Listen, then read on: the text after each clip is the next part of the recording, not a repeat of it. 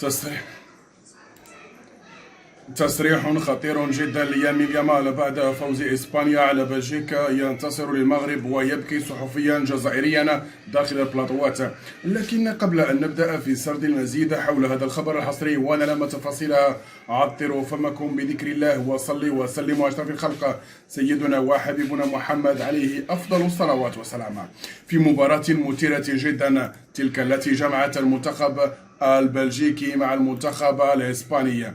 رسميا إسبانيا تتأهل لدوري الربع النهائي أو نصف نهائي كأس العالم لملاقاة فرنسا، وإن شاء الله سوف تنتقم للمغرب. يمين يامال المغربي الجنسية ومغربي العرق والحنين دائما للمنتخب المغربي سوف ينتقم رسميا لمنتخب الساجدين. نعم إن شاء الله سوف ينتقم ويسجل أهدافا ويهديها للمغرب لينتقم من فرنسا بعد أن قامت هذه الأخيرة بإخراج منتخب الساجدين من دور الثمن النهائي كأس العالم، أمريكا كندا ثم المكسيك.